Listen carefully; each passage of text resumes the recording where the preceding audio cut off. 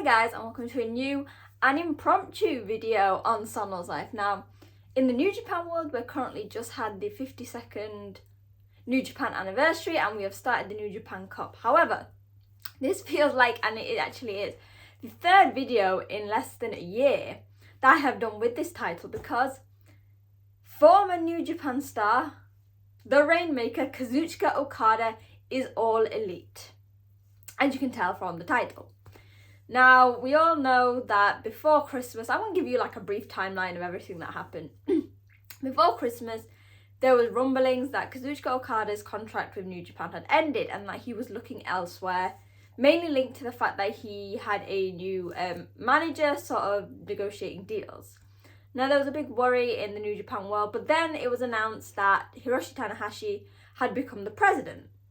And there was a lot of rumblings that it was the old president who had the issues with Okada, and Okada really didn't like him. So we were all safe.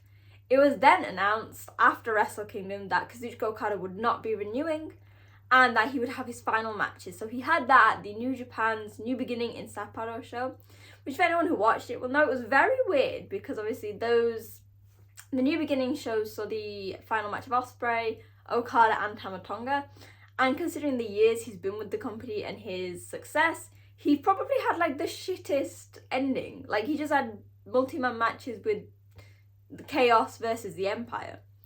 So obviously, since it was announced he wasn't renewing, the rumour mills were spinning and all sorts, and there was like only really two options. Would he go to AEW or WWE?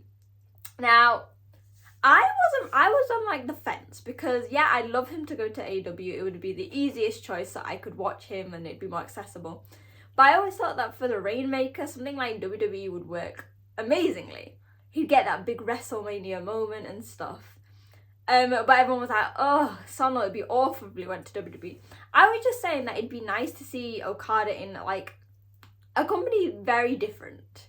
However, on last night's AEW show, and there was a promo with the Young Bucks and Eddie Kingston. Obviously, the link is that the Young Bucks are now heel. Eddie Kingston obviously is very well known for New Japan fans, and he's wrestled with them. He was getting a beat down from the Bucks. Suddenly, Rainmaker's music hits, and Okada comes out with his theme music, dressed very smartly in a suit. And at first, everyone assumes, well, he's gonna go and protect Eddie. He's gonna be the babyface we know. However, he didn't. He basically just beat Eddie up. And I mean, he's all elite and he is dick heel Okada. Now, for everyone, I've seen a lot of people saying, oh my god, AEW have brought back heel Okada, dick Okada. Sorry, this has been happening for about a year and a bit now in New Japan. He has been that dick. I guess you can maybe put it back down like all the way to his start of his feud that was never finished with Noah's Kaito Kiyomiya. Since then, he has been that dick. He had the long feud with all the young boys. Even like during his 6-man reign, he had this nonchalance. I don't give a shit. I don't know whether he'd already known at that point he was leaving New Japan. But he didn't really tell anyone. And then we saw it even like in the way that his booking for his final matches were done. Like, he refused to put anyone over. Again, I'm still not sure if that's a work or not. And even in the final 2 matches, so there was obviously when Okan put up the King of Pro Wrestling title, which was actually Okada's own creation, and Okada just walked past him like he didn't give a shit. And then like his reaction to Tsuji basically calling him out like, this is not the exit that you want. It is actually going to be really interesting to see Okada line up with the Bucks, because there's this whole like intertangle. I saw quite a funny tweet that I don't know, I'm laughing. Kenny Omega left DDT to get away from Takeshita. Then Kenny left the New Japan to get away from Okada. And now they've both come to his company. The big thing is what is coming next. Now, obviously, Okada has aligned himself with the Bucks. We're going to see heel Okada, which is the funniest transformation since, if any of you New Japan fans remember, 2018 red hair balloon Okada, which happened after he lost the title to Kenny at Dominion. And actually, that was like the first time I'd ever seen Okada live, was at a Rev Pro show, and he had the red hair. And I managed to convince my mum that he was like, this was his character. He was completely nuts. But there is so much that can happen with Okada. Yes, there are matches we've seen, obviously, with the links between New Japan and AEW, but there are so many that we haven't seen. In particular, for myself, I am excited for a Chaos reunion. Yes, I might be way over my head here, but think about it. Kazuchika Okada, Chaos. He's now in AEW. Will Ospreay, he was former Chaos, now in AEW. Jay White started his New Japan post-excursion time in Chaos. They all went... It's interesting because at the moment, with Jay being heel and Okada being heel, they seem like the most likely pairing. But I kind of just want to see them all in the ring again. I feel like Okada and Ospreay's story kind of basically ended when they had their match at Battle in the Valley.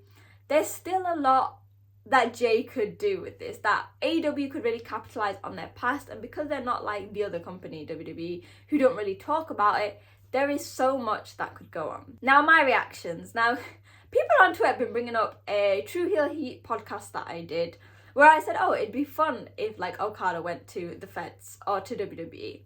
But yeah, I guess like, because in the case of scenarios, Okada at AEW is the best.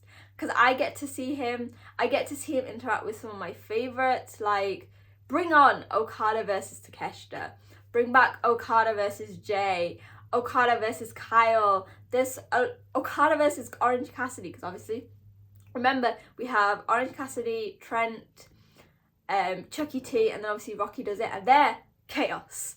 So basically, AEW is going to become Chaos Land, and I am so for it. But for now, I am really happy to see how AEW go in the direction of heel. Because in New Japan, he was never really a heel. Like, you could never make Okada a heel in Japan. You could just make him a bit of a dick and have fans booing for him against certain baby faces. Here, and how they have set it up, they can really give him that heel edge. I know that when we talk about this in New Japan, and normally they'll join House of Torture and their wrestling will lower in standards, as seen by Jack Perry, if anyone watched the 52nd anniversary show and everything that happened there. However, I have faith that Okada will bring a bit of New Japan to AEW. He will bring that core of the Rainmaker and turn it to 100 to make his statement. I really hope that, because I've said this again, and I've said it as a fault of the AEW roster. You'll probably go, how? They have so many main eventers. Like, if you look at all the best wrestlers in the world, a lot of them are in AEW. So it's now going to see how they balance that. AEW have got the Rainmaker. Please use him well, because we've had to do sacrifice here in the New Japan fandom. So please take care of him, allow him to shine, allow him to try new things that maybe wouldn't have been possible, because obviously he is so loved in Japan. So yeah, Kazuchika Okada is all elite. I really hope I don't have to do another video anytime soon. However, we know that Tama is, he is not in New Japan anymore, so he has both. So it'll be interesting to see where he goes. Now, yeah, the future of New Japan is not to the Rainmaker. AEW now have him. But I want to state that both companies are going to go forward with such a bright future. AEW have their cemented stars, which is going to help the younger talent. New Japan are now relying on that younger talent with a sprinkling of the veterans to help them go forward.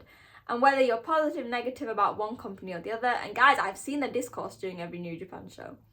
Pro wrestling is in very good hands, and you just have to give it a shot. So yeah, like my Jay video, like my Ospreay video, this was just a quick update on my own reactions. I'm very happy to see Okada moving forward in his career. As much as I loved him in New Japan, I know that he had basically achieved everything there. So it's time for a new era of the Rainmaker, and I couldn't be happier to see what happens, especially because he will be able to do it within AEW that I can watch much easier, and with people, other wrestlers that I love. So that are my thoughts. Now it's time to let me know yours. Let me know in the comments at wrestling_chat. What do you think of the Rainmaker going all elite? What dream matches do you have? Who do you want him to face? And what do you think the future is of the Rainmaker going forward in this new heel role? Let me know, and remember to hit like, subscribe to this video, share it, because I am your constant source of New Japan news, but as more guys from New Japan have gone to AEW, I do also review and look at the odd show, and it'll be interesting to see how, how invested now I've become with AEW now that we have four, I guess, because Aussie Open. 4 of the biggest New Japan stars that I loved in AEW. So yeah, All Elite Wrestling, you really are doing well with these New Japan stars, and we'll see how it goes. So yeah, hopefully you guys enjoyed the video. I know it was short, but we are all here to bask in the Rainmaker and look at his new future. We will continue watching and see what AEW has for the Rainmaker, but I will see you guys very soon. Bye!